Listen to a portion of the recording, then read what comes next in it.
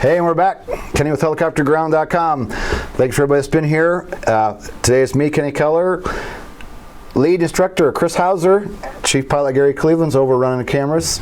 Let's do a quick check on your camera and audio, Gary.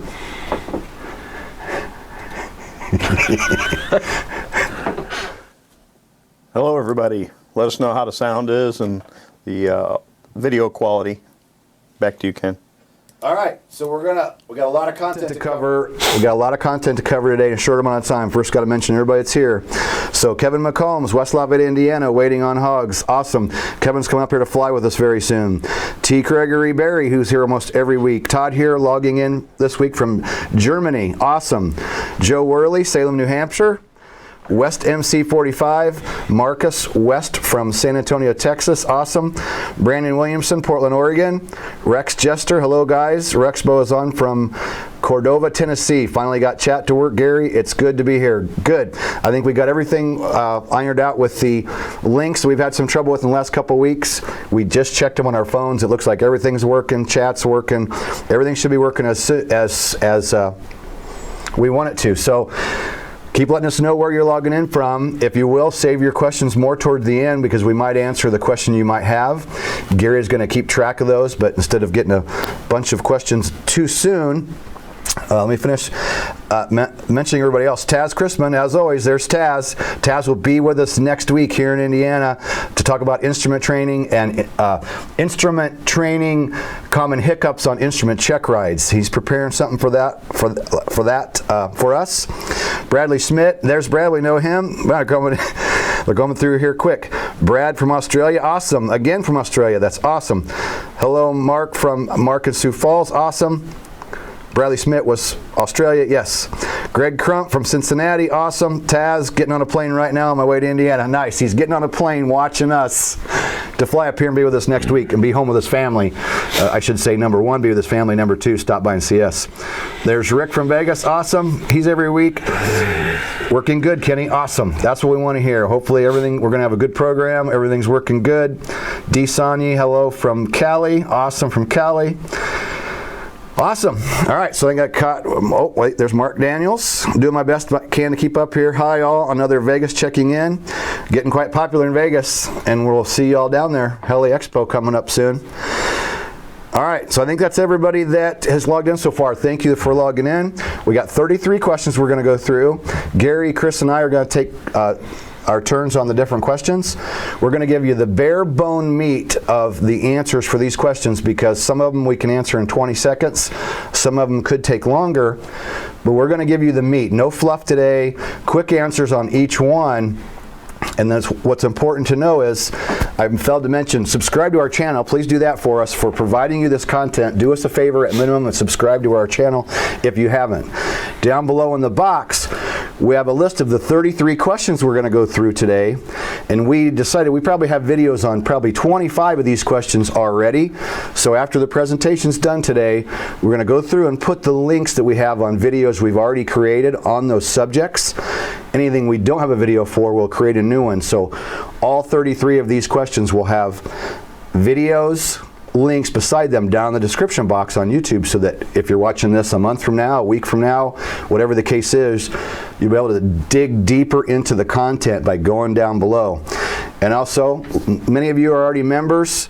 You're already in our site, but if you're just happening along this on YouTube, there's a link down below for a free PDF copy of my book, Helicopter Check Ride, that also gives you access to Live Training Tuesday and some other cool free stuff too. And that's right below this video in the description box on YouTube. So if you haven't signed up for any of our products yet, go down there, free PDF download with a bunch of other free stuff. And again, we're going to have video links for these questions down below. So anything you guys want to add, or should we just get to it?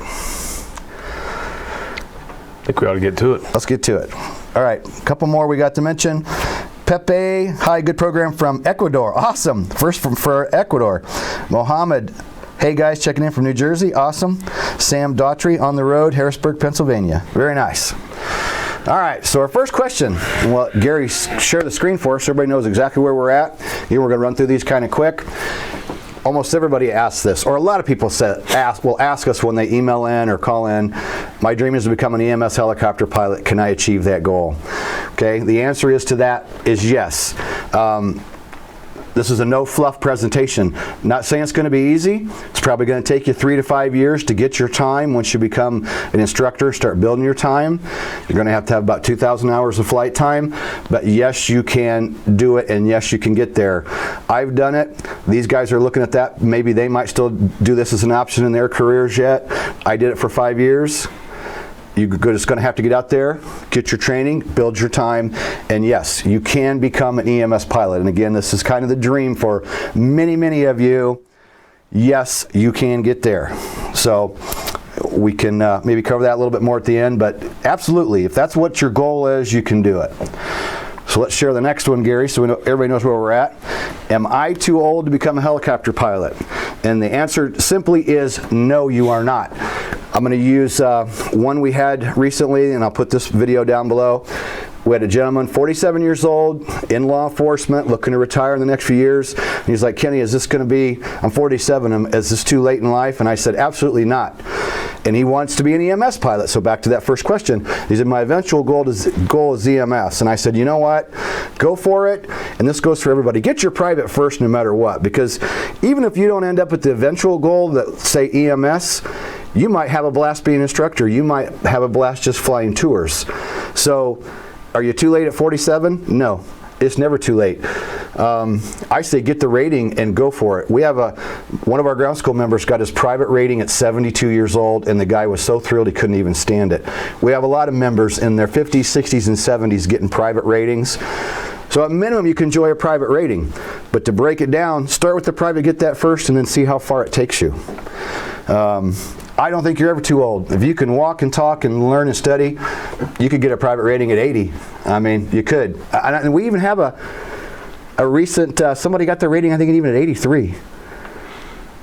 No. Yeah, so, you're not too old. Not too old. Number 3, if I have medical problems, will I be able to get the license? Okay, this is common. We get this often. A very simple answer to that is if you have any doubt about a medical problem that you might have, you need to contact an aviation medical examiner. Try to talk to him on the phone if you can. If not, schedule an appointment because it's worth your time to find out. Even if you have to pay for that exam, go in, get at least the 3rd class medical and find out and tell them, what issue you're having. I can tell you this from the gentleman that I use, 40-year flight surgeon. He said, Kenny, less than 0.2% ever get turned down for medical. He said there are many things, problems a person can have. Some things maybe you're just on medication. Sometimes maybe you're being monitored by a doctor. But there are many problems that you can have and still get a medical. So he said, like I always show up all nervous and excited. And he's like, hey, don't worry about it today. He goes, you know how many people fell at medical? He said, almost nobody. So if you have a question and you're worried about, is this going to hold you up in getting your license, you need to contact an aviation medical examiner. Let's go to the next one. Do I have to be really good with math? I'm going to say no. I'm going to let Chris, we just talked about this one before we went live today. Just real quick, what do you think about how much math you need?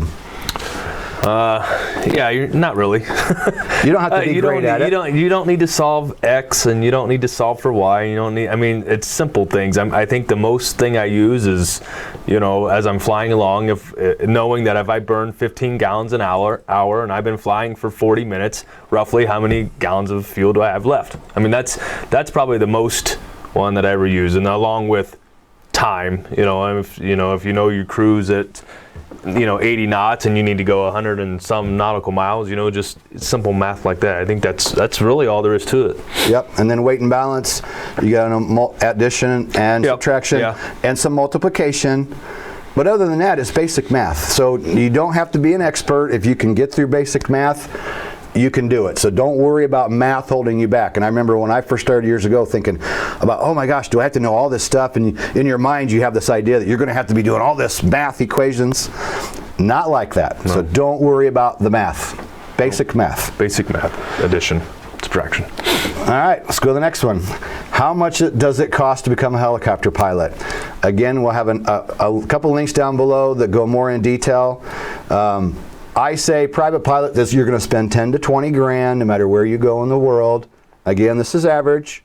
If you're just going to go for the private for fun, 10,000's on the cheap side, 20's on the high side. You might do it for 12, you might do it for 18, but to become a helicopter pilot, you're going to spend somewhere between 10 to 20 for the private. If you want to become a professional helicopter pilot and do it for a living, you're going to spend somewhere between 50 to 100, okay? It depends on many factors, weather, maintenance, how well you study on your own. There's so many things that come into play and how much it's going to cost. So I think my private cost me right around 14 or 15,000. Right, and that was an add-on. Right, and you got a good discount from the guy you were flying with too. Well, yeah. I think just back to that simple math in this. I mean, if the cheapest aircraft you're probably going to find is probably 300 an hour. You need 40 hours. 300 times 40. There's the baseline plus throw in an instructor. If you want to go, on the low end of instructor is probably $50 an hour. So 50 times 40, you get that number, add those two together, and that's bare minimum of what it's going to be, because you don't forget that there's going to be ground. So you're going to have to pay your instructor, the way I like to teach is each instruction period is an hour of ground and an hour of flight. Well, you're going to pay me for my hour of ground time, and then you're going to pay me for my hour in the aircraft. So there's, say if I was making 50 an hour, there's 100 hours or $100 right there, and then plus 300 an hour for the aircraft. So right there you have wrapped up in about $400 for 2 hours of training. Yep. So going into this, you got to know that you're going to spend a little bit of money. It's not going to be cheap, but no, nothing about helicopter training or maintenance or anything is cheap. It's just not. So if it's your dream, it's what you want to go for, you go for it and you do it and you find the money. You find the way to, we've all done it. Just on a backstory, I used to have a Harley. I used to have a nice 23-foot enclosed V-nose trailer. I borrowed against my truck at one time. I used tax return money, but it's the simple thing is if you really want to do it, you'll find a way to do it. Yep, absolutely. All right, we'll go on to the next one. Number 6, if you want to share that with us, Gary. Do I have to have all the money up front? Absolutely not. Many flight schools that you go to, you can pay by the hour. Some flight schools may offer you a block time discount if you buy so many hours, where you can discount some of the time. If that's right for you and you're comfortable with the company you're working for, or flying with, you can do that. There are a lot of horror stories out there about companies closing up and people losing their money. So it might be a pretty good idea just to go by the hour, but block time is an option. So this rating is more accessible. If you're brand new to this and you're wondering, wow, I'm all worried about the money. If you got a little bit to get started, you can get started and save, borrow, beg, steal. Whatever you got to do to find the money to keep going, but you don't have to have it all up front. It's as simple as scraping up a few $100 or even less for an intro. A lot of schools do intros like at a discount, like $150 for a half-hour intro with a half-hour ground school or something like that. That happens quite often. So no, you do not. No, you do not. So Gary, if you want to share the next one, which is, where can I get financial aid? Are there scholarships? And I can tell you on this one, this is a question that we get a lot and have for years, and I always feel bad because I'm like, boy, there just isn't a lot out there to really relate to people. And I have good news on this one. I was just notified by somebody that works for AOPA, and we're going to put the Facebook link down below near this question in the description box. And her name is Janet, and she said, Kenny, I found some resources for scholarships and financial aid for general aviation, and then she also knows of someone that has some links and information on scholarships specifically for helicopter people. This is the first time I've had anybody come forward and say, hey Kenny, there are some resources out there, and we've started a Facebook page to help people find that. So I'm glad that someone reached out to us affiliated with AOPA, Aircraft Owners and Pilots Association, and said, hey Kenny, you know what, there are some resources out there. We've started this Facebook page to help people, and we're going to put that link down below. So it might not be there right, or it's not there yet, but just give us some time after this presentation's done today, and we'll get that link down below, and we'll even publish that in an email out to all of our members, and make sure that you can find that link, because this question over and over and over, how can I get some help with the money? And in the past, it's hard to, it's disappointing to tell people, oh, sorry, hopefully you got a rich uncle. Yeah, I'm sure it's out there, but the only one I can really think of is with like the whirly birds, and that's for females, right? I think. Yeah, whirly girls. Yeah, whirly girls. They occasionally have some scholarships. They helped Holly Gardell, who was here and did her CFI with us. They paid for her training to get her CFI. She was already a commercial pilot. So if you're a female pilot, you should join the Whirly Girls, because they have a lot of different scholarship programs they give out to their members that gives them opportunities to get advanced training and help with rating. So if you are a female getting into this industry, you should definitely check out the Whirly Girls, because they are a great resource. And I know of some of their members that are our ground school members that have gotten scholarships through them. So there's another area that can be a big help. So we'll make sure and we'll get that link down below. Next question, Gary, if you want to share it. Are there loans available?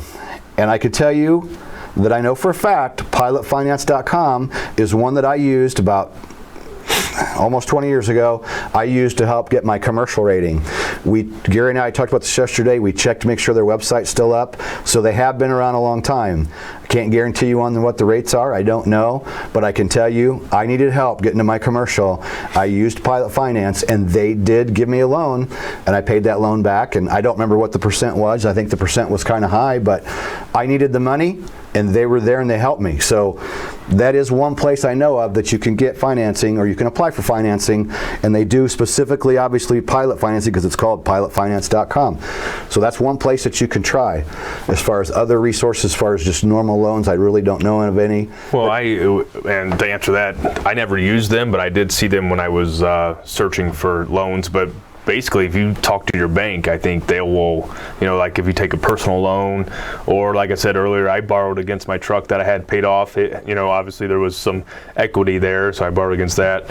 I think you can take like a home equity even. I have known pilots that have used home equity loans to even purchase, so. You get addicted and you find ways, sell stuff off. You got things that are sitting around home that are worth the value that you're not using. I sold a car, classic car, and then we'll move on to the next question. I was at a certain level. I was in the beginning, and I had just a few hours under my belt, and I was like, man, I don't know, if I have this car that it was an old 77 Oldsmobile 442, and I'm like, I could sell that car and buy 10 hours, but I don't really want to sell the car. And my wife at the time said, well, it's pretty simple. Either you sell the car and go for your dream, or don't go for your dream because you don't want to get rid of a car. And I went, boom, it hit me, and I sold the car and I bought 10 hours and I never looked back. So, we all have our personal stories and struggles and ways we found the money. All right. My wife at the time, my ex now. Wife at the time. She was kind of the opposite. She said, you can either fly or you can have a Harley. Which one is it? So I really wanted to fly, so the Harley got sold. Exactly. That's how it goes. You sacrifice but learning to fly helicopter is the coolest thing ever. And it teaches you so many other things in your life, and there's so many good reasons to become a pilot. Even if it's only for fun, just because you want to go flying because they're cool, it's totally worth it. And we all sacrifice for what we want. That's life, Go for your dream, you're going to have to sacrifice. All right, next one, Gary, if you want to share that. Can I use the GI Bill to pay for training? We get this question often. Yes, you can. The first thing I'm going to say is, in general, going to a Part 141 flight school is where you're going to have the best luck using the GI Bill. We, as a small school and Part 61 operator, we've tried to get this approved for us, and we've never been able to do this. So we personally here, we can't do it for you, but there are many schools out there that offer the GI Bill, and if they're Part 141, they have all the paperwork and they have the affiliation with the federal government where they can get you in and pay for the training. And I can't give you a lot of details on it because I've never been involved with that program, but there is opportunity to use the GI Bill. So if you're looking for a school, when you're search for Part 141 flight school in the area that you want to fly. And that's the best I got on that one. I don't have any. Yeah. For us civilian guys, we're not always able to answer that question so well. And Gary, pop in anytime if you want to add anything to any of these. Number 10, if you want to share this one. This one's for Gary. We're gonna let Gary handle this one because I never really thought about this that much. And back when I started out as a private, and I was told at the time I couldn't use it. But there is a catch to that. You can sometimes use this. So we're gonna let Gary talk about this one because he's personally has done it and can tell you a little bit of how this might work for you. Okay, well, this will be the first year, but I talked to my accountant about going to work here at Helicopter Ground, and she indicated that all the money I've spent to get to this point in my helicopter career is now tax deductible because of the fact that it's all training or education towards what I'm doing for a living now. So if ultimately your goal is to be a professional pilot, and within a short amount of time you accumulate a lot of expenses to get to that rating that's needed, then that should be tax deductible. Of course, I am not an accountant.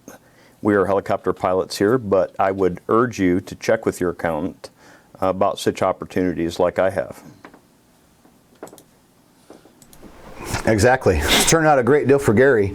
And another example, well, it's kind of off the subject, but we have one of my longtime students who has an aircraft. Now he lets us use it part of the year.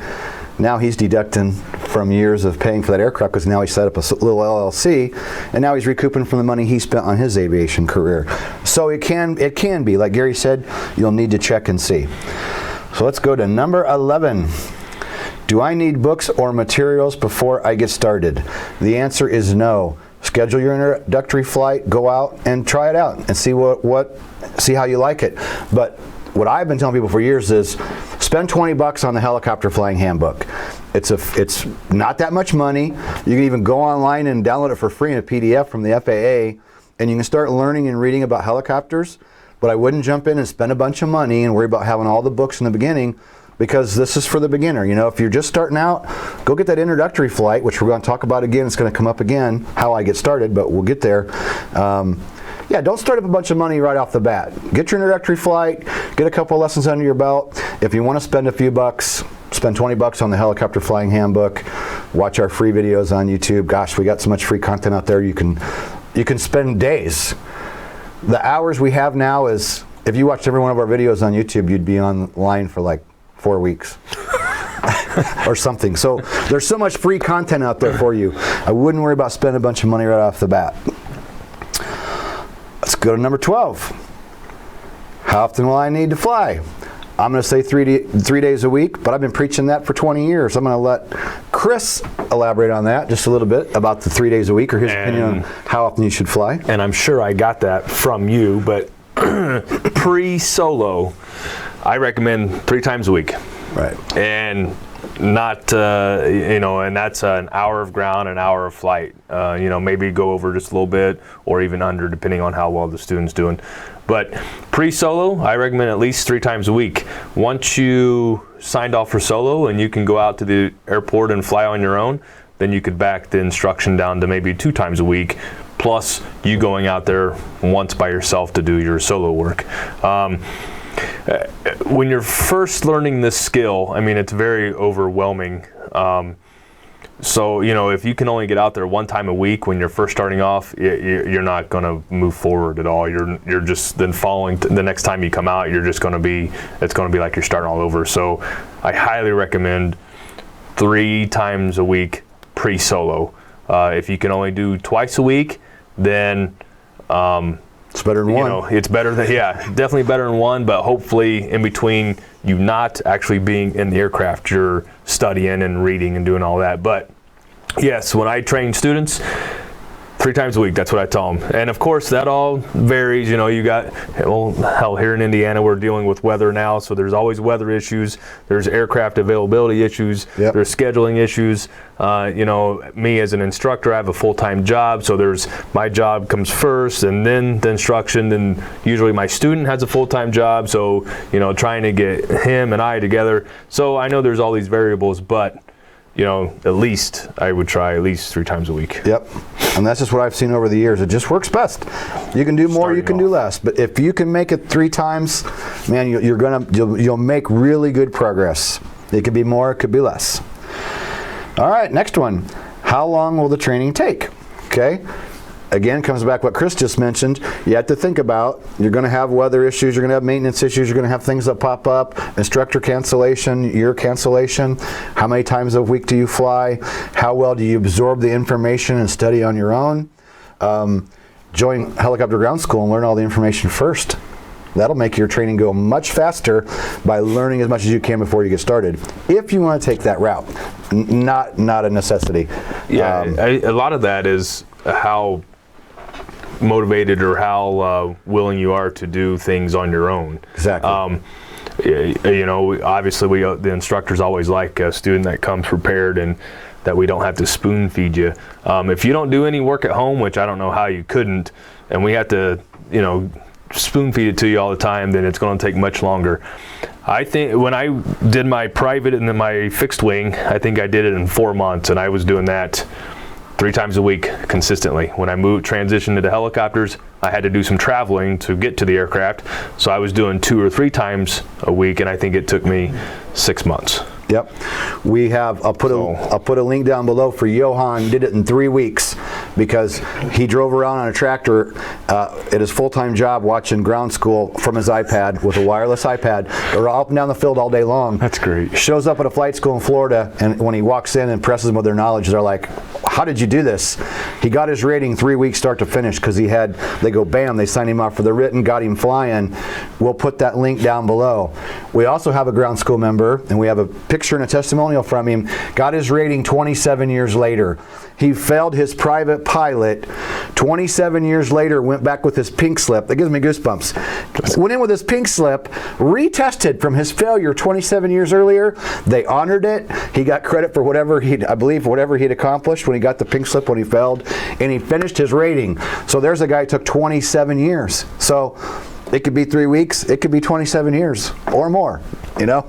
A lot of people takes a year or 2 just for private because things just happen and it gets in your way. So it all depends on frequency of flying, aircraft ability, weather, so many things.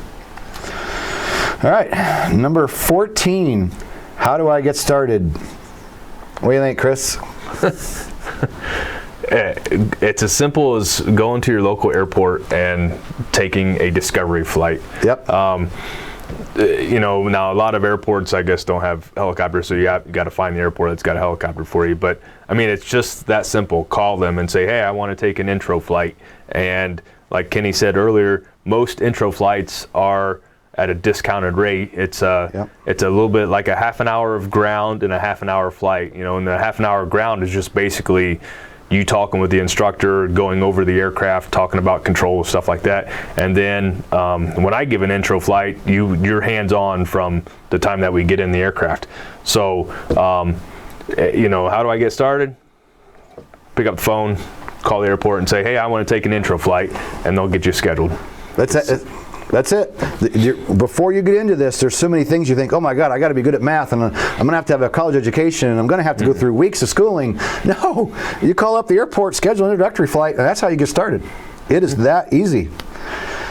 All right, move on to number 15. We're trying to keep them quick. Again, we're going to come back and talk more about these questions later on. And remember, we're going to have YouTube links down below as well to go further in depth in a lot of these subjects.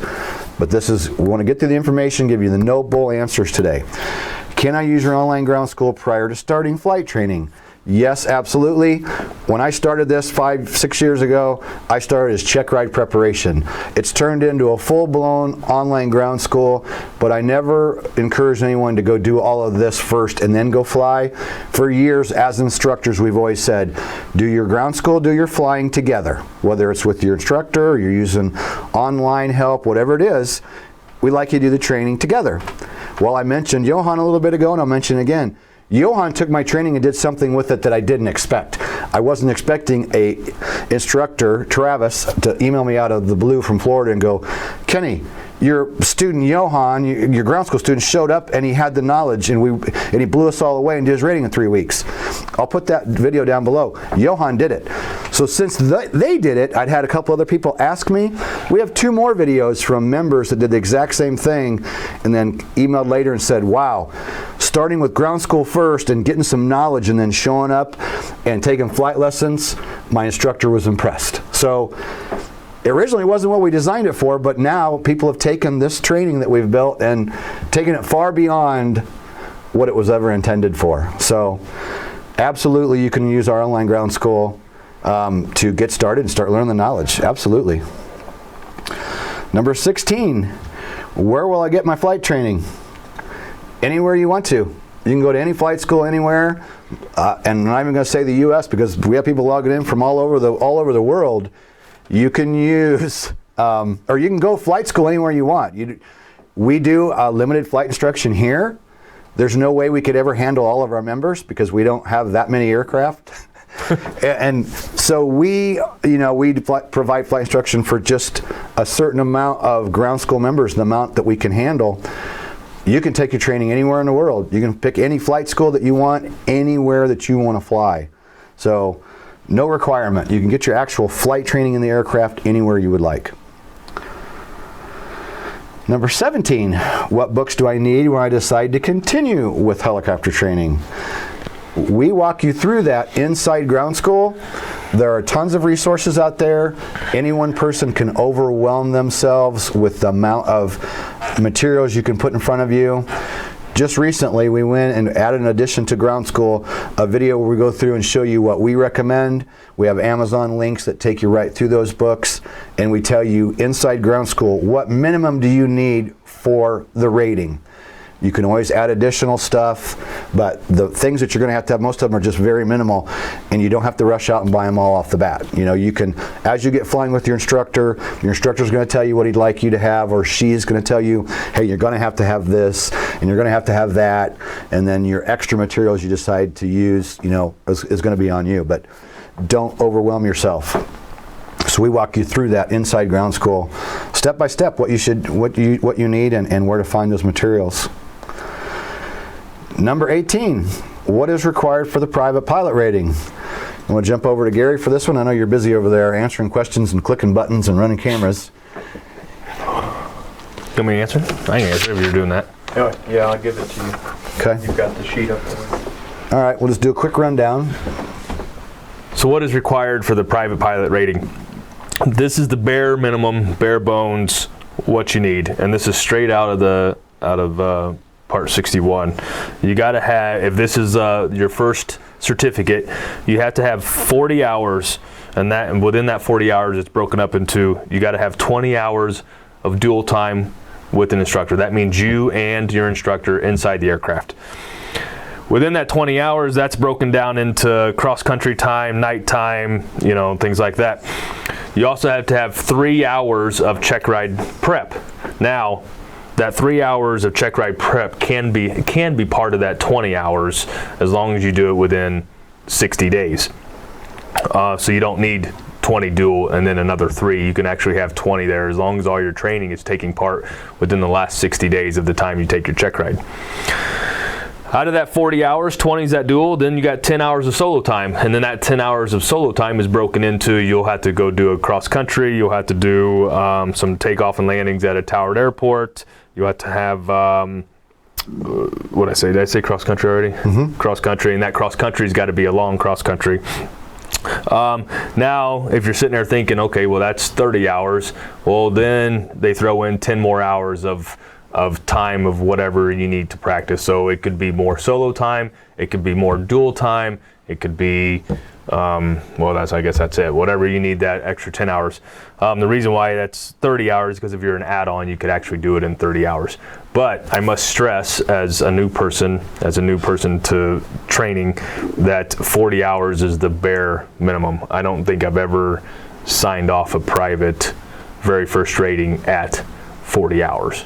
it's probably been more. 42 is lowest ever I've ever seen. Really, I think I've had maybe mid to high 40s. I think is the best, and that's some people take the 45 or 48, and some people take 55. It just all depends on how well, and it's no secret that younger people learn faster than older people. So it all depends on, who the student is and all that, and how well again, that goes back to how well do you want to prepare yourself before you come here. So, you can show up here and, we can do 2 hours of ground because you haven't done anything on your own, or we could do 30 minutes of ground because you've answered all the questions. So at the very most, for a private pilot rating, 40 hours. One that I don't mention a lot, and even people that have watched our training for years, most of you don't know, it took me 88 hours to get my private, because I jumped around between 3 different aircraft, which in the end was good because I got different experiences with different instructors, but then I failed my private, which is okay because I built a whole business because of my failure. It took me 88 hours to get my private. Am I proud of that? No, but I'm admitting to you it took me 88 hours. And I didn't study in the beginning. All I did was fly. I didn't do ground school. I made the mistake of everybody, and I just fly. Instructors didn't make me do ground. They didn't care. And it took me 88 hours. So there's on the other end of the scale. How hard do you apply yourself? Best thing ever happened to me was failing, okay? It's one time in my life that it hurt, it sucked, but you know what? It's turned into a whole career for me because of that failure, because after that I was going to be the best, and I was going to study, and I was going to apply myself, and I wasn't going to fail again. All right, probably better move on, right? That's only 18. We got halfway through, so we're going to try to keep rolling. Jump forward one. Yep, I jumped forward. What is required for the commercial rating? So Chris just went through all the private stuff. And just so I knew, I had to go through and look it up in the regs again, but this is all under Part 61. So for the commercial rating, you got to have 150 hours now of total time. That's broken into, you got to have 100 hours of powered aircraft, and out of those, 50 hours of that has to be into helicopters. Out of that 150, you also have to have 100 of PIC time. 35 hours in that has to be in helicopters, and then you have to have 10 hours of cross-country time in a helicopter. Then that goes into 20 hours of dual with an instructor. So the main thing with your commercial is you got to have 150 hours before you can even go take your test. But that doesn't mean build up 150 hours, then start training. That 150 hours can be part of that dual, part of your other requirements that you got to have. But the 150 hours is the magic number, so you can't go and take your commercial at 110 hours of flight time. Right. So, yep. That's all I got. I mean, this is bare minimum. So, I mean, under each one there is like another subpart. So, I recommend, looking at the FAR AIM, or if you want to get into exactly what is required, you can email us or send us a. We'll have a video link down below in the description box. We have a couple of videos on commercial pilot, and we'll check those. And if we need a newer one, we'll put one down there.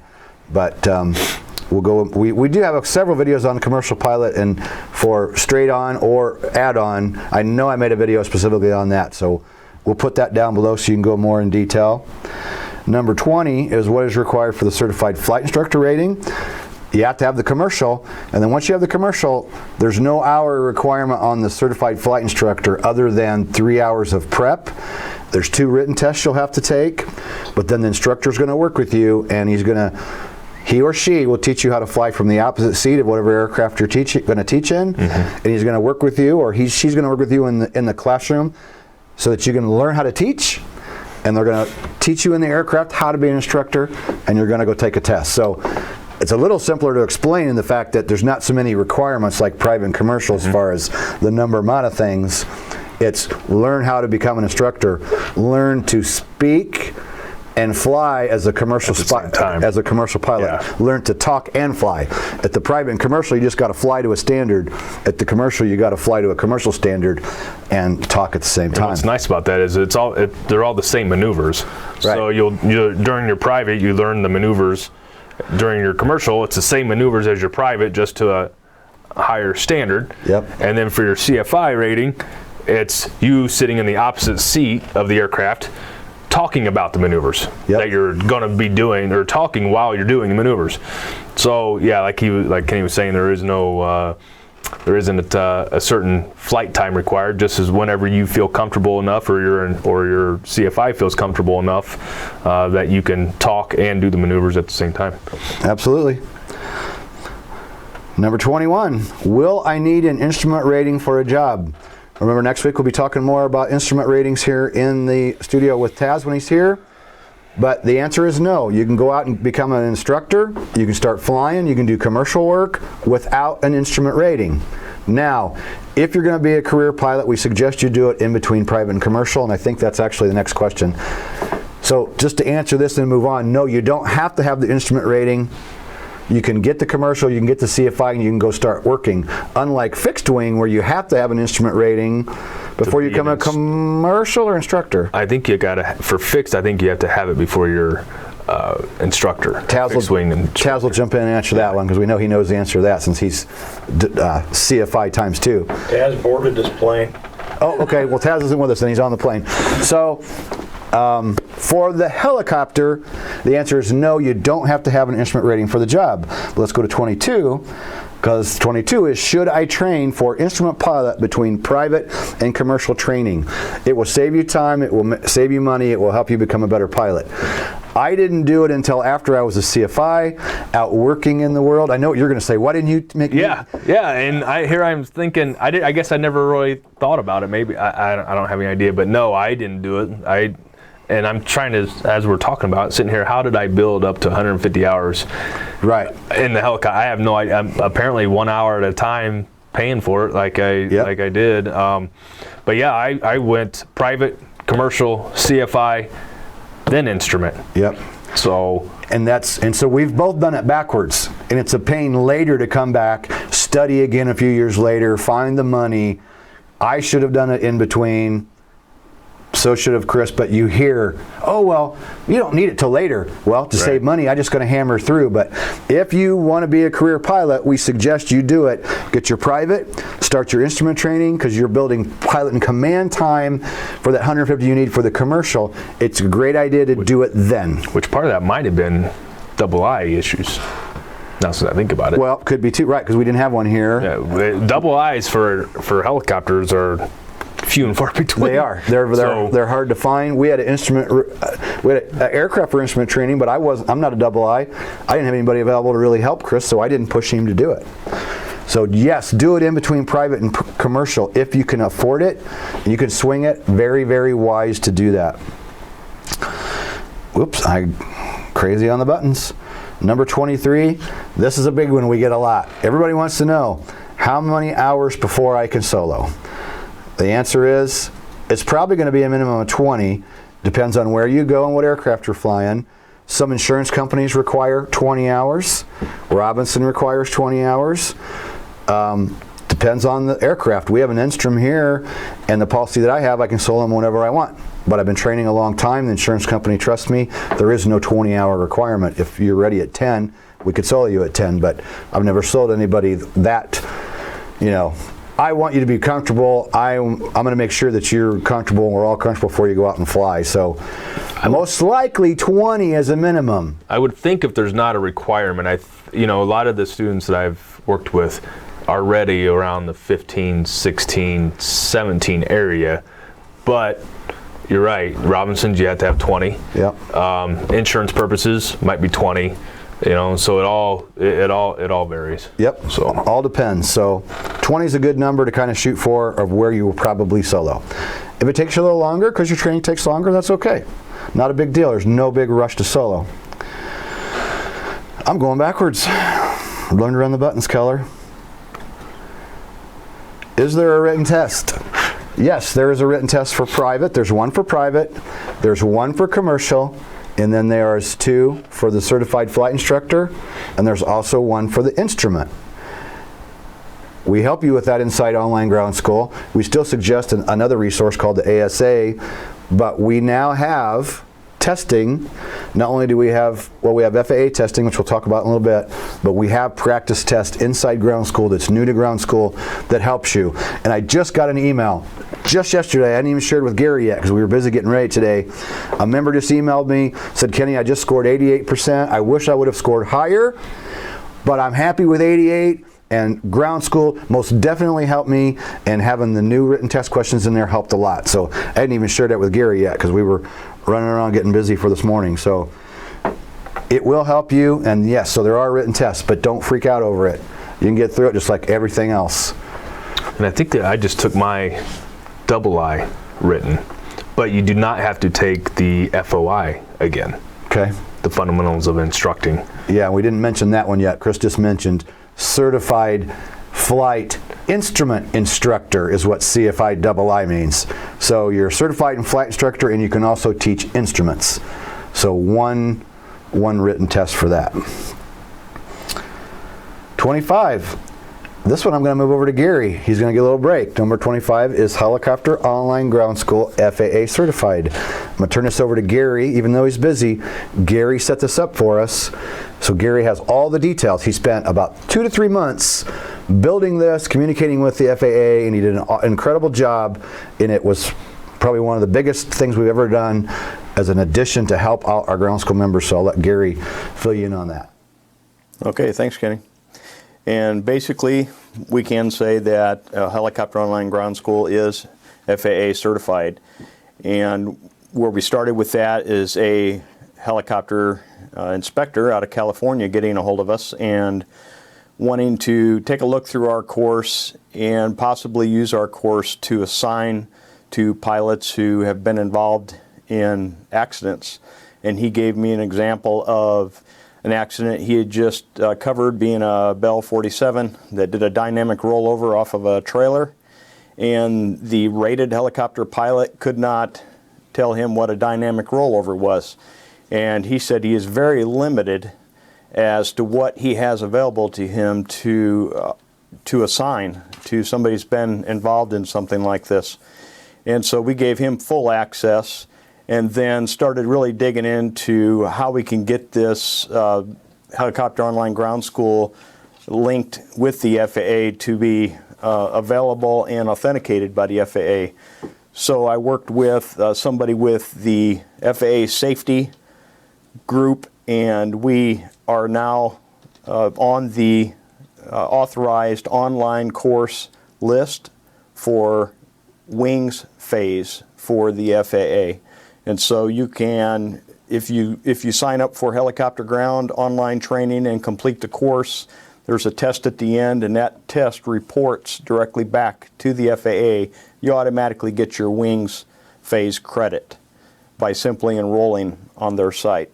So a lot of people ask that, is your course FAA certified? And yes, we are. It has been reviewed, and it has been approved, and it has been, most importantly, proven.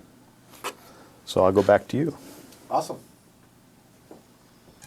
Cool. So we're super proud of Gary and the job he's done on that. It's huge, and it's just done so much for us.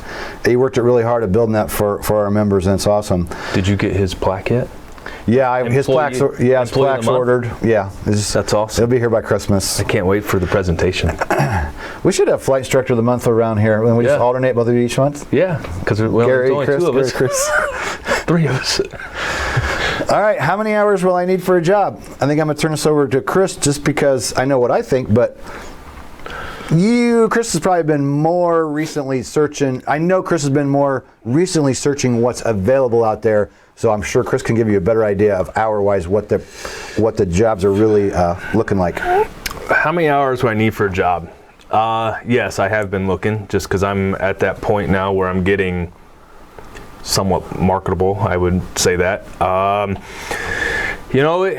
could probably go to the tour job now with 300 hours. I would say the least that you can have is 300 hours. Then you could probably get picked up doing a tour job or mainly just tours, I guess. The The next step up is probably 500 hours, same thing, tour jobs or ferry flights or whatever.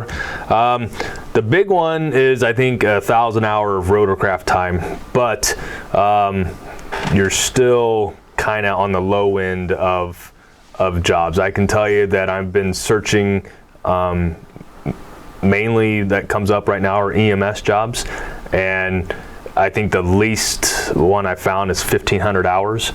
And that's really just helicopter time. So, you know, me being a fixed wing guy too, I've got total time. But, you know, they like that number, but it's not really, they just want to see your helicopter time.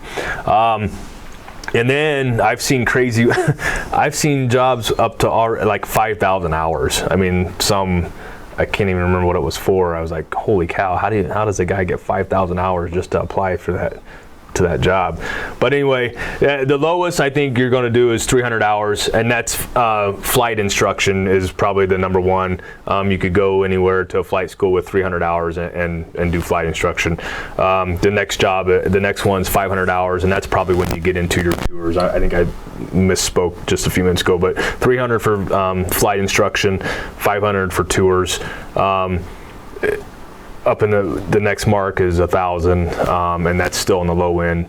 Like I said, I'm coming up on my 1,000 hours, so I'm kind of looking just to see what's out there. But you know, I kind of have advice too: is apply for them. Yeah. Kenny and I were just talking about that just a few minutes ago. About, you know, there's a job in this area that's opened up, and I applied for it, and I only met like half the requirements. I mean, worst they can do is say no, thanks for applying. Yep. Well, you know, maybe one day they'll get lucky and be like, here, let's try them out and see what happens.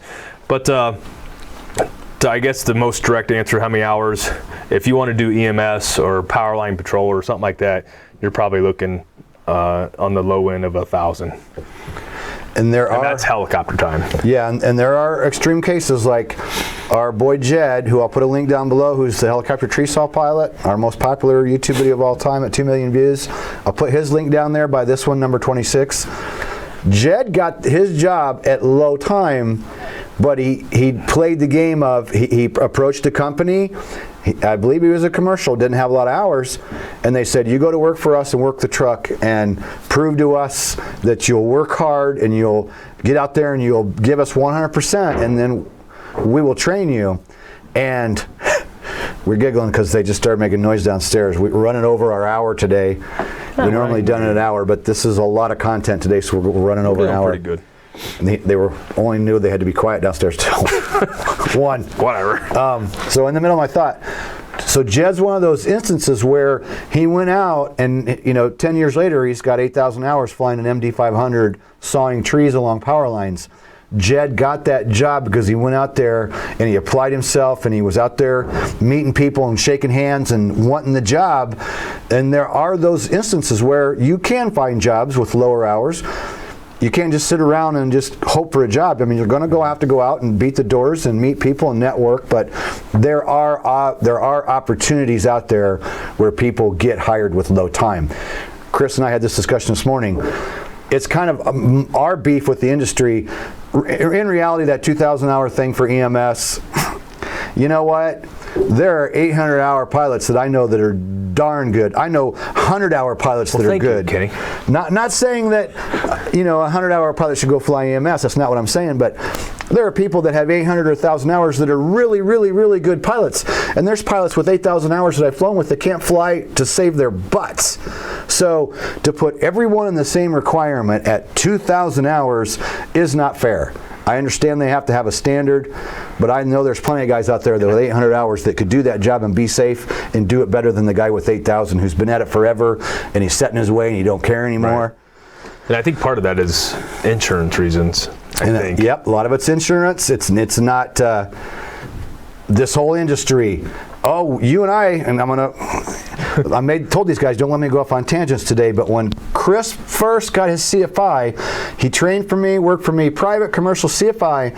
I went to put him on the insurance, and this company I'd been with a long time, I was a check airman for this company. I go to put Chris on my insurance, and they go, oh, well, have him go get 350 hours in make and model, and we can put him on. And I blew up. I'm like, are you kidding me? Nobody else knows my business better than Chris. He flew here with my aircraft at my airport, private commercial CFI off the street to Dunn, and you're not going to insure him? I got to turn him away? How's he going to go get the hours? Then later, I found another insurance company who said, Kenny, you're the guy that's been doing it for a long time. We're the underwriter. And he said, you can hire whoever you want. And we did it. And I got a lower insurance premium by one of the top companies in the country who allowed me to hire anybody I want, solo anybody I want, do what I want. They said, as long as they're trained by you, Kenny, we don't care what you do. Just let us know who your pilots are. Tell us what they're doing. Send us their, a quick sheet on their resume, and you can employ them. So right there is an insurance. There's a reason why you could get held up for one job. It could be by an insurance company. I get a different provider who says, Kenny, hire who you want. So that's a first-hand job on how the insurance does absolutely regulate what goes on. All right.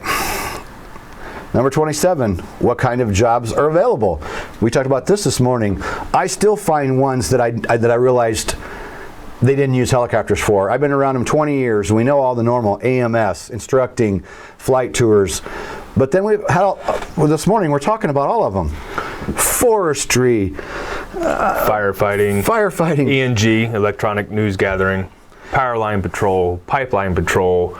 I just thought of oil rigs while we were sitting there. You could probably go down to Louisiana and get a job in an oil rig at 1,000 hours. Tuna boats. Yeah, tuna boats was mentioned. Going out there looking for tuna. I mean, it's almost unlimited, really. Yeah.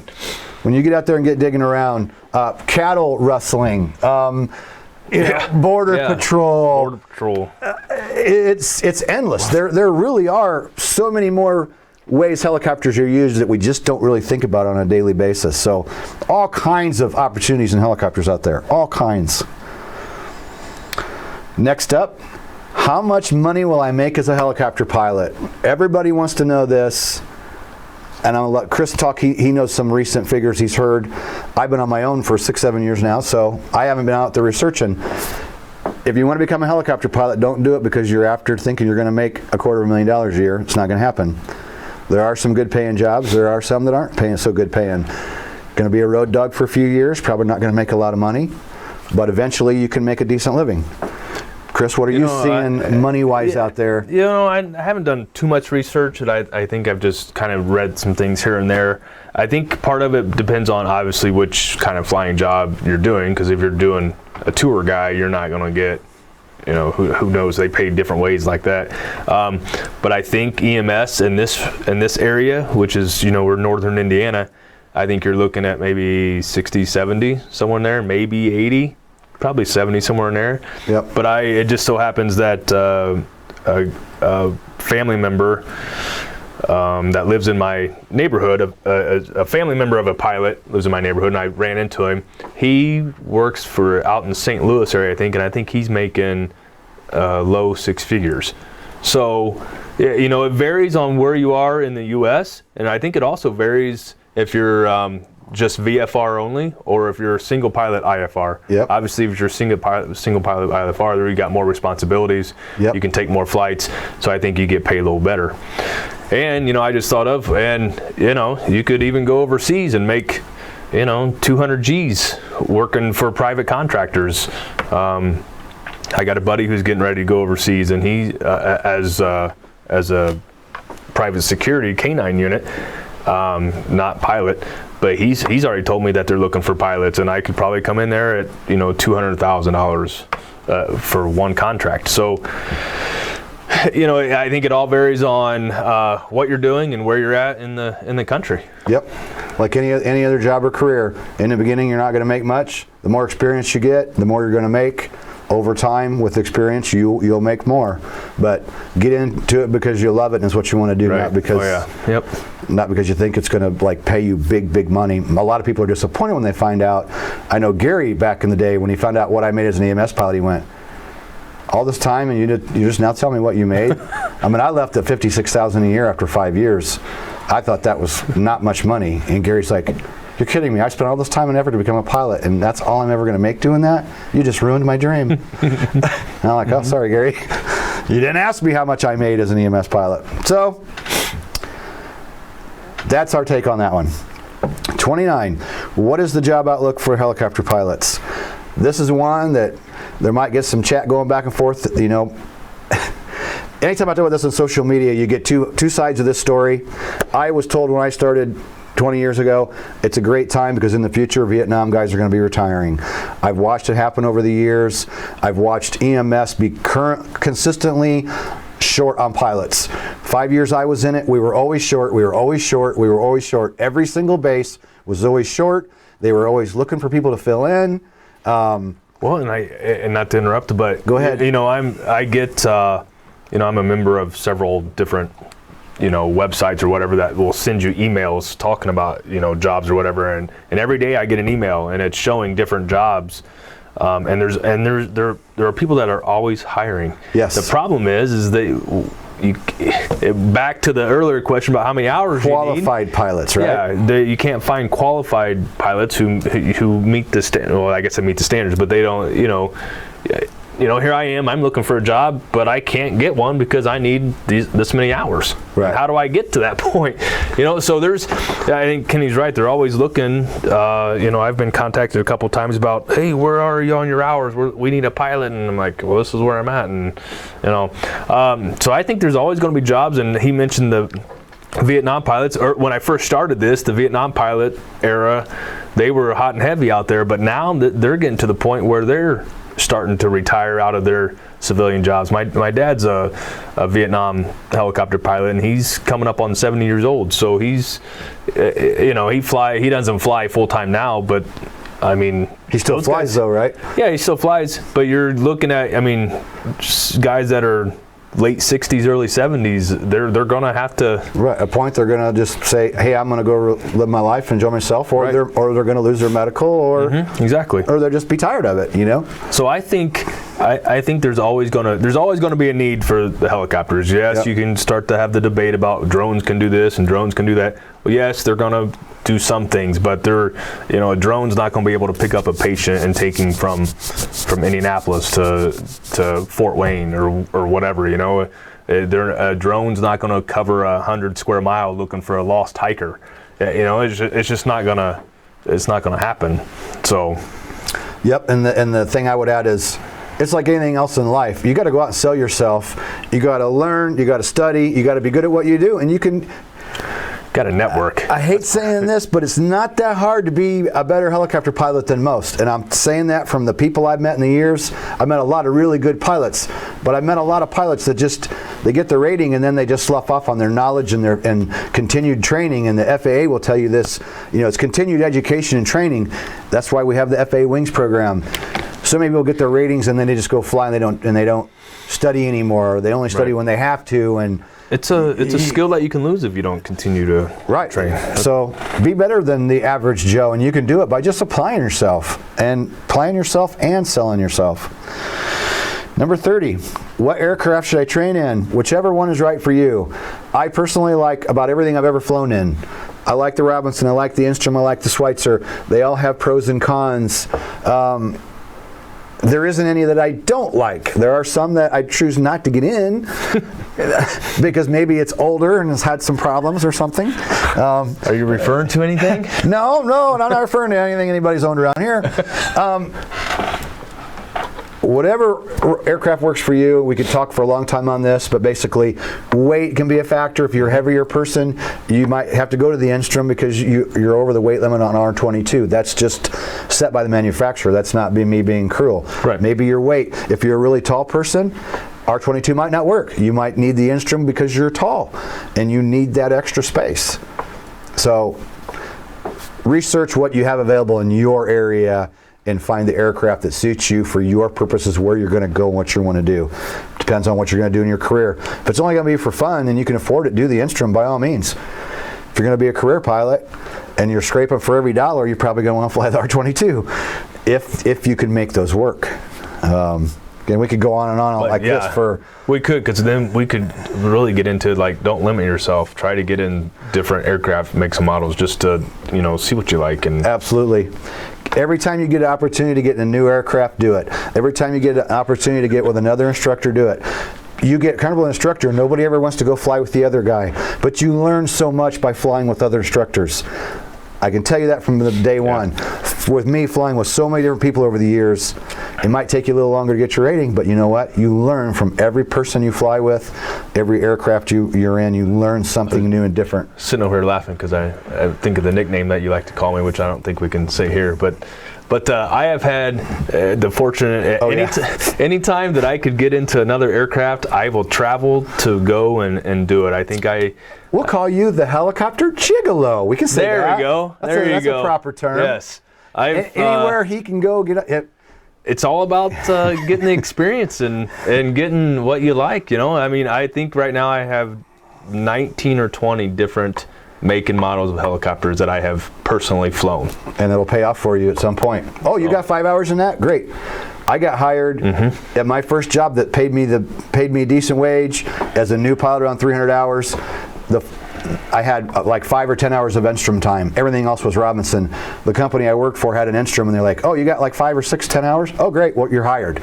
Because I had that small amount of time was enough that they said, "Well, hey, at least we don't have to teach you from scratch in the Enstrom. You got some time under your belt. You're hired." So, grabbing that other aircraft time could get you a job somewhere down the road. Yeah, and when you become an instructor or whatever, you know, I was found from a place in Illinois. I got a call one day and they said, "Hey, we heard you had this type of aircraft time." I'm like, "Yep. We're thinking about buying one. Can you come out here and show us?" Sure. You know, why not? So, absolutely. Okay, we're down to the end here, and we got a couple more. We'll be through these pretty quick. How long does it take for an add-on pilot? I have a video on that. I'll put that down below. But add-on pilot is 30 hours for the private add-on, 20 hours of dual, 10 hours of solo. You're probably going to take you a little longer than 30. Back to the same old, how well do you study on your own? You don't get a break because you're already a pilot. You still have to know all the basic VFR stuff. You have to refresh everything for the add-on. So a minimum of 30 hours for an add-on. For a private add-on, could be more.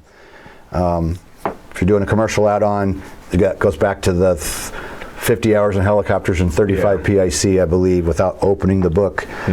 We always open the book when we're going to quote, you know, word for word, you open up the book, go back to Far Aim and look it up. This is the best way to always be sure of exactly what it is you have to do. 32, is your online ground school relevant in foreign countries? Yes, absolutely. We have many members from outside the U.S. A lot of them want to come here to train, but a lot of them are just going to stay in the country they're in. But I answer the same way every time. Safety, general helicopter safety is the same. Aerodynamics the same. Weather pretty much the same. There are a lot of things that are relevant. For any other country, there's going to be some regs that are probably going to be different, but there's only 3 of us here. There's no way that we can build ground school for the regs in every other country. We might try to do something in the future with, you know, a couple, but it's just hard for us to.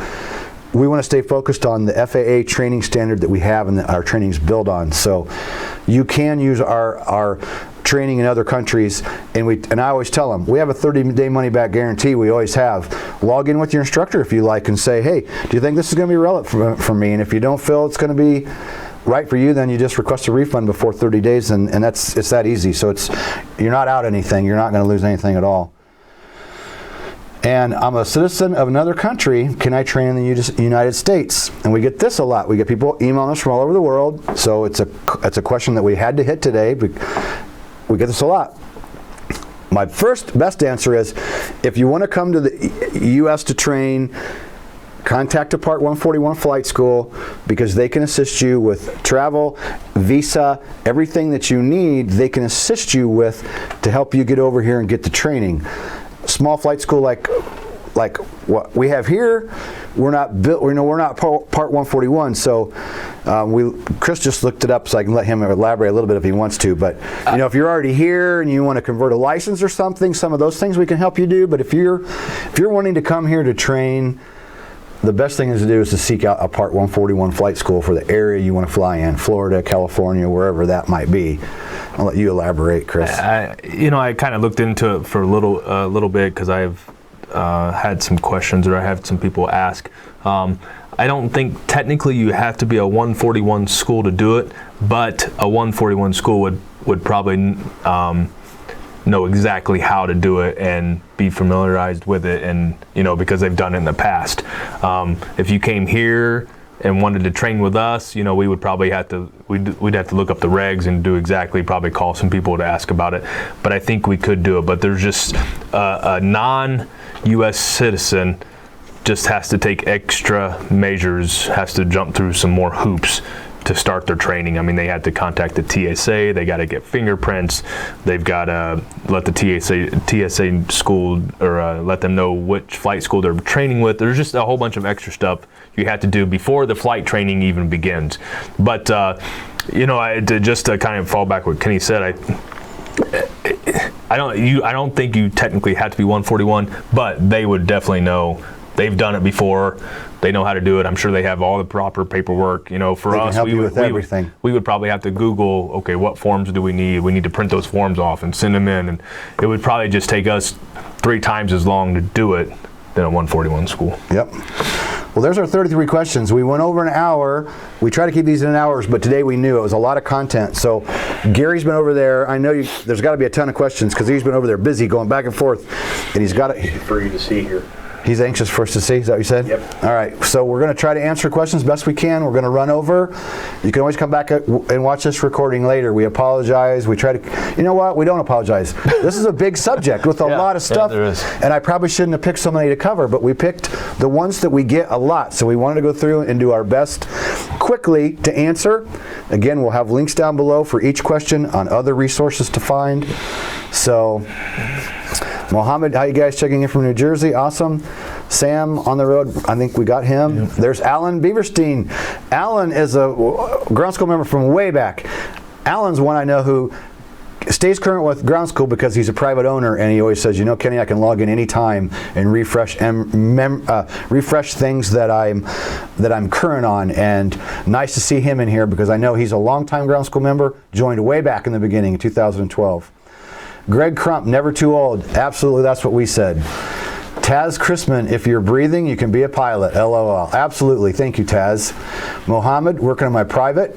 I'm a New Jersey trooper trying to get on our aviation unit. And there you go. You're chasing my dream that I had. That we all have. Probably. That we all have. Any one of us here. Because cop, ex-cop, retired cop, Brian Rutledge flying for law enforcement in California, our chief operations manager. So we all have the law enforcement side of us. That was my dream, clear back since 1980 something when I saw Blue Thunder. Been my dream ever since. I probably will never do it, but awesome. I hope you get it. That would be awesome because that's one of my dreams, to fly for police department. Taz, if I can do the required math, anyone can. There you go. From Taz Chrisman, who is an Air Force pilot, commercial or a CFI, airplanes, helicopters. Yeah.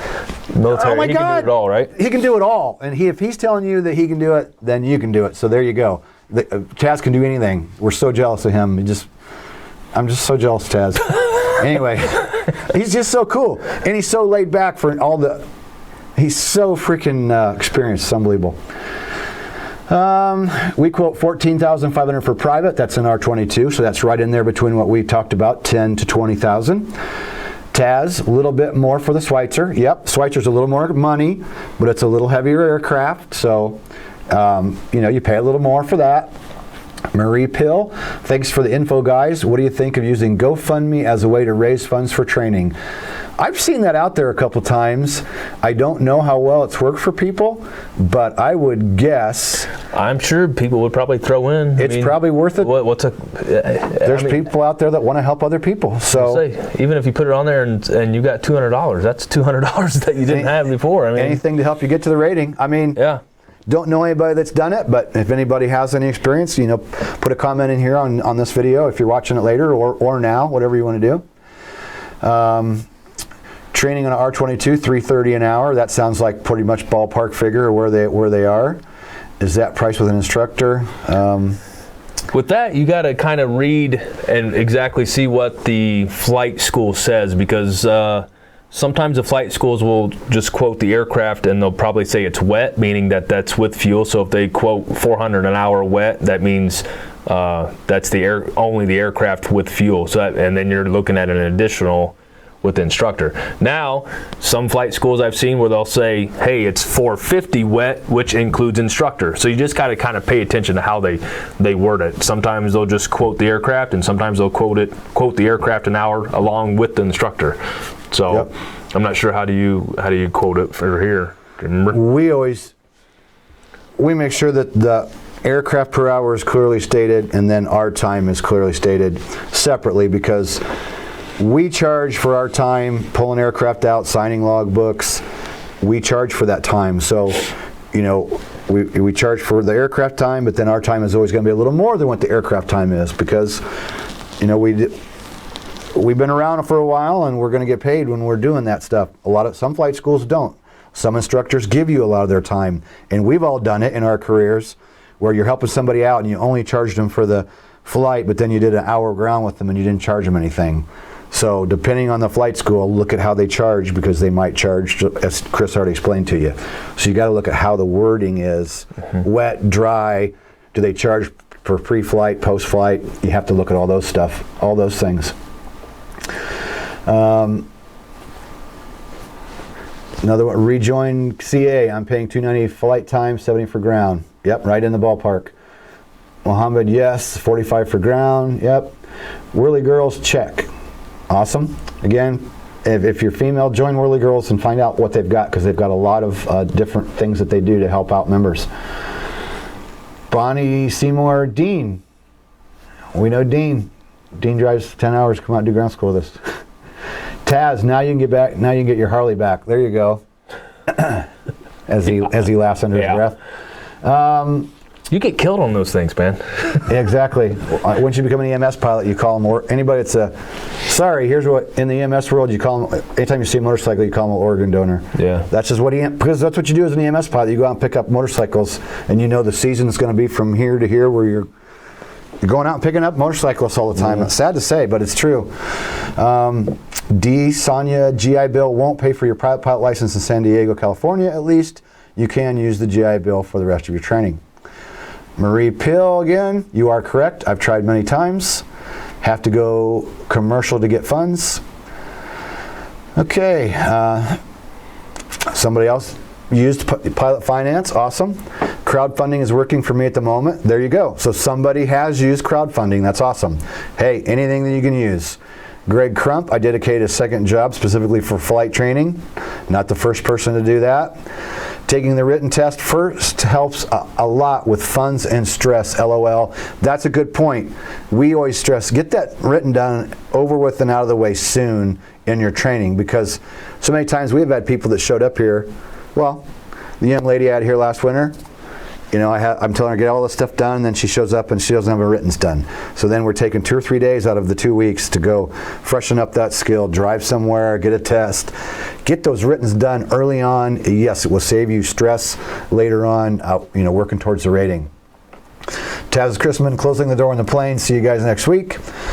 Marie, again, would love a study buddy to help each other keep going. That's a great idea, Marie. I did that with many of my ratings. My commercial and CFI I did with another pilot from Chicago. We did our commercials together and our CFIs together.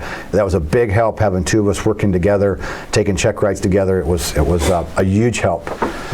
Gregory Berry, it's taken me 8 years due to travel and a fear of the written test. This year I finally decided to knock my PPL out and sold it in October, November, and I'm doing the check ride in January. Awesome. See, average person, people, it's not uncommon to take 6 or 8 years. A fear of the written test really held me up, and I ended up acing it. So I'm glad that he made that comment, because I said that earlier, something about, don't let the written test freak you out. It makes such a big deal, and so many people get freaked out over it, and it's like, just study for the darn thing and get it done and move on. You'll feel much better the sooner you get that stupid thing done out of the way. Assad, second job just for flight training, great idea, like on weekends. Yep. Mohammed, get that written done, it's a relief. Absolutely, get that thing out of the way once it's completed. Assad, the women instructors more tough or men, which is better to have? You know, I've never had a female. I've trained some women CFIs. Well, let me back up. One of the people I worked for was a CFI, and I flew a lot with her. One of my first jobs in the Jet Ranger, and I ended up getting to fly the Jet Ranger on news reporting, and she was a good instructor. She was no problem at all. I didn't have any trouble with her. She was good in the aircraft. I didn't train her. She helped actually train me in the Jet Ranger. So the only experience I've had with a female instructor was she was good, and she did a good job. The ones I've trained have done really, really well. Holly, we'd love that we did her CFI for her here. We'd love to have Holly come out here sometime and do some more instructing for us and some more videos. Holly's good at what she does, and the others I've trained have done well too, as far as from a training standpoint. They've done really well. And women, in my opinion, this upsets the men sometimes. Women sometimes can be easier to train because of their gentle touch. Men, you got to get them over their macho, I'm cool, I'm all macho. Woman has a nice, simple touch, so they can have a nice, delicate, touch to the aircraft. Okay, keep moving, right? Kenny, I've heard you say before that commercial knowledge is basically the same as the private, but in more detail. Yep, and I'll say it over and over again. The difference is private. The privileges and limitations are different. Those are the difference between private and commercial. But everything you knew at the private, you knew it to a certain level. At the commercial, you have to know it better, understand it, and be able to relay it back to the examiner better than you could at the private. There's nothing new that pops up that's brand new that you didn't ever see before, unless there's something I'm not thinking of besides. I think part of the commercial is that you're getting the commercial so you can go out and get paid to do it. Right. So the examiners want to know, what can you do? Can you get paid to take a guy from this airport down to Indianapolis for a meeting and then bring him back? Does that fall under your commercial, or does that fall under 135? Right. So that's kind of where the difference for at least the ground knowledge. Right. The maneuvers are all going to be the same. Yep. And to a tighter tolerance, but he's going to want to know, what are you allowed to do now? Because private is just for fun. Take your friends and family up and go for a joyride. Now, commercial rating, you want to get paid to do this. So what can you do legally and not fall under 135 regs? And you're going to go out and fly, and you're going to be pressured more. You're going to fly in heavier. Mm-hmm. You're going to fly more. You're going to be flying in weather less than desirable most of the time because you just get pushed. That's just the way that it is. The 20 hours dual for commercial in addition to the private requirement. Yes, you have to have another 20 hours of dual for the commercial, but here's a little trick that can save you some money. And I know you can do this because we've done it, and our examiners told us we could do it. If you know you're going to do your commercial, on your private, do the commercial requirement for like a dual cross country. You can use that on your private check ride, and then you can come back and use it again on your commercial requirement. Because like say, for example, if it has to be 1 hour or a 50-mile flight dual on your private, but then the commercial one's going to be a dual 100-mile, do it that covers that commercial, and you can take that times 2. Nice. But you still have to have the 20 hours of dual on top of the 20 hours dual you had for the private. Mm-hmm. Yes. As soon as I told the FAA medical examiner I sought treatment for PTSD, I was stereotyped and told only the FAA could issue my medical after much review and countless paperwork, medical history. Go ahead, whatever. I know you got something to say there. Well, regarding that, look it up. You can Google, because I've done some research here recently, looking into some things, what would affect my medical for flying, and the best I can tell you to do is research, because Kenny and I were just talking about this before we went live, is there are some things that the medical examiner will sign off on. If you walk in there and say, whatever, I get headaches 5 times a week, he'll be like, oh, okay, no problem, and he'll sign you off. But if you go in there and say, hey, I have bipolar, he's going to say, nope, can't do anything with you. I got to send you to the FAA, and then they got to look into it. There are certain things where the examiner can sign you off and you'll be good, and then there are some things that the examiner says, nope, can't do anything with you. I got to refer you to the FAA. What I suggest is Google that and look at all. They got them right there. What the examiner will sign off on and what the examiner has to send to the FAA. And if you get sent to the FAA, you're exactly right. What he already scrolled up, so I didn't see who said it. But you will have tons of paperwork. You will have at least a 6-month lapse in your training, until you get all cleared up, and you have to submit, all kinds of stuff to show that. No, it doesn't affect me to this point. Yes, I took medication for it, but now I'm off of it. It really gets in there. So you really got to know, what. I just lost my train of thought. Basically, here's what I did: Google it. Look at all the things. AOPA writes articles about it. There's all kinds of webs out there that tells you about it, but basically, like I said, some things the examiner can sign off and say, hey, you're good to go, and some things he can't, and he has to refer you to the FAA. So I just would suggest looking that up, and then if it doesn't cover you, then just call the medical examiner and see if he'll say, just tell him what you have or what you think you have or the issue that you're having, and see what he says. Some of them, I've been to 2 or 3 different examiners over my lifetime, and some are cooler than others. So depends. So just do your research. That's what I would suggest. Well, what I want to add is we had a member in here, and I'm going to put this video link down below too. We had a member that live on camera told us about what his problem was with his medical, and he blew me away. He was a member for several years. I know he told me through email that he had some struggles getting his medical, and I know it took him a long time. And then he showed up here one day, and he was going to go live with us on camera. And I said, do you mind talking about today about your struggles with your medical? And he's like, I don't mind at all. I never asked him what it was about. And when I said, hey, you want to tell us about what your trouble was with your medical? And he went, yeah, I don't mind at all, Kenny. And he just started talking about how he'd had 1 or 2 DUIs in his past when he was younger, and at a certain point he decided to become a helicopter pilot. And it gives me goosebumps because he openly stood here to the world on video, admitted that he struggled with alcohol, had past DUIs, and he said, I'm going to do whatever it takes. And he went through all the processes, and he explains it in detail, what he's been through with testing and everything that he's had to go through.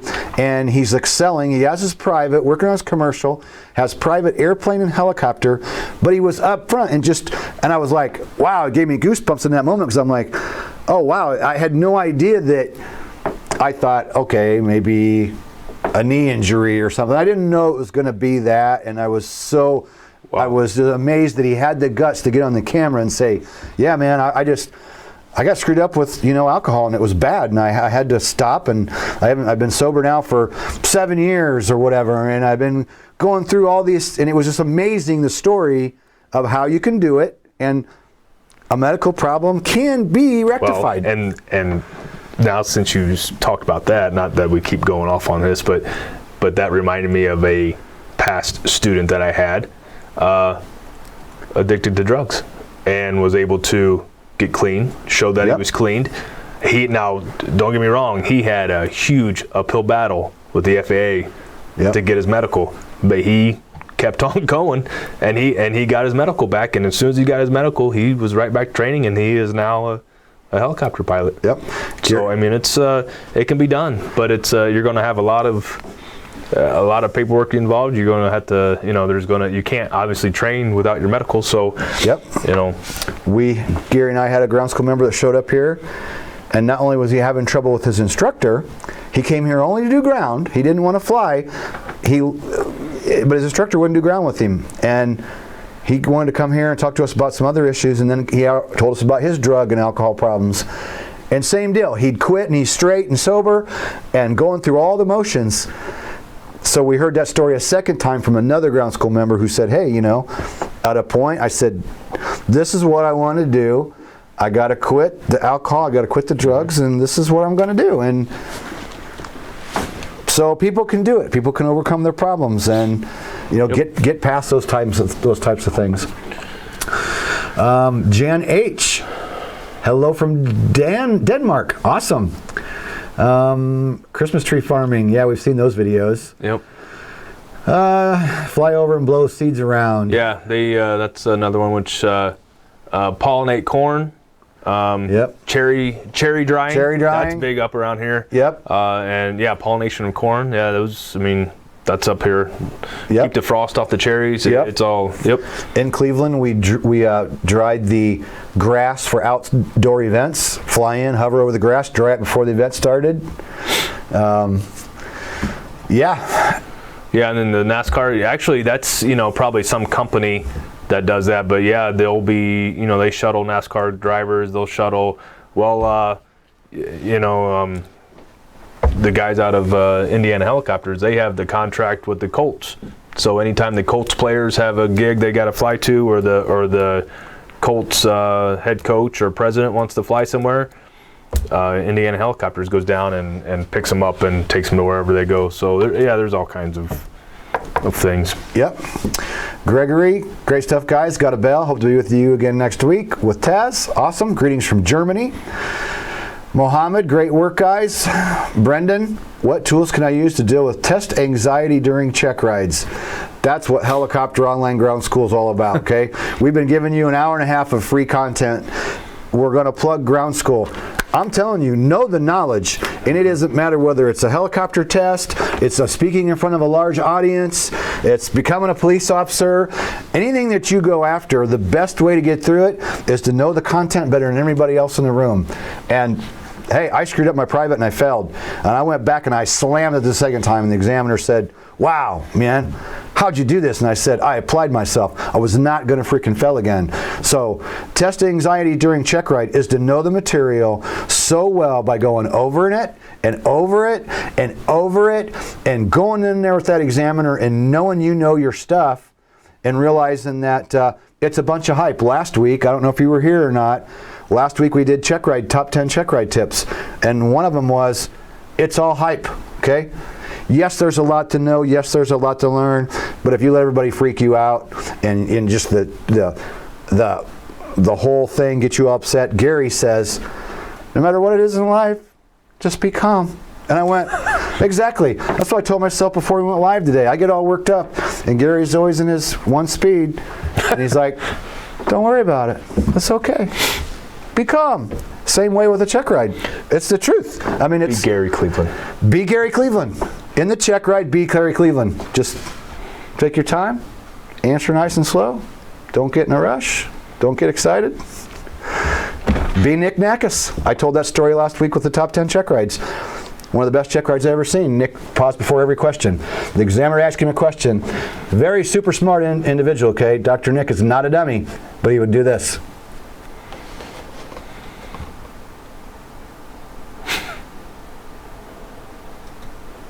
It's when the retreating blade exceeds critical angle of attack.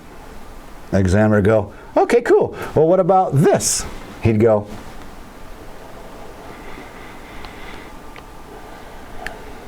making everybody get bored here while they're waiting. That's the point. He would think. He was no dummy. He was very sharp, but he, keep calm, be cool. Don't get in a rush. Take your time. You know, that makes the person on the other side of the table feel awkward when you're that calm, cool, collected that you're just so like, that throws them off, I think, my opinion. All right, Antonio from New York, thank you. Thank you, Antonio.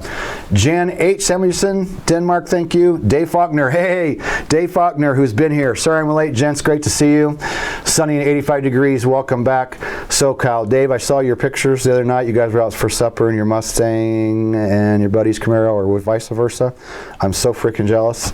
I want to come out there in my 442 and go cruise the coast with you guys. Hope to see you this winter. Dave is one you didn't get to meet, Chris. Dave's the one that flew helicopters for law enforcement out in California, now retired, ex-police chief, and now working on his instrument rating, I think. So anyway, hopefully you get to meet Dave sometime. Cool. He was here with us in the studio. Adam just passed my private check ride yesterday. Hogs definitely helped me out. The examiner said I really studied and it showed. Thank you, Adam, see? And to the earlier comment, use Hogs. That's why we're here. That's what it's built for. Andrew Lee, thanks from Melbourne, Australia. Love people logging in from Australia every week. That is awesome. Cool. Well, thank you to Gary Cleveland, who's behind the scenes over there. He's been working his butt off the whole time, keeping track of everybody, making sure he put your questions in a document for us so that we would try to make sure we answered absolutely everyone, leave no one unattended. Thank you for Chris for getting up here and helping me, because again, at least I can take a little break, and it's nice to have both Gary and Chris both helping me. You know, 3 minds are better than one. They can think of things that I don't always think of, and it's just awesome having them here. We love doing this for you. So we're going to wrap it up and get out of here. Rex, great stuff, guys. Thanks for sharing. See you next time. Subscribe to our channel, please. Joinhogs.com. That link's down below to join Helicopter Ground School. Joininstrumentpilot.com to join our instrument course. Join BYOB. That's my course on how to build your online business and do #1 bestsellers and do video and audio and all this kind of cool online stuff. That's joinbyob.com. I think that link should be below. And the 33 questions are in the description box. If you're catching this video later, promise I'm going to work on that as soon as we get a chance to slow down and we'll get done today. I'll make sure to get those links for all those appropriate videos that go deeper into all these subjects. Subscribe to our channel. Thank you, everyone. And we will see you. We have one more live training Tuesday next week. Then we're going to take a break for a couple weeks because we have a lot of time and effort in these, and we just need to slow down a little bit. It's holiday season. Holiday season. We want to not be so wrapped up in every week, oh, we got to get ready, we got this to do. So one more, then we're taking a break for 2 weeks, and we'll be back at it in January. So, all right, I think Gary's ready to sign us out. So thanks, everybody. Subscribe, like, comment, and we will see you in the next video.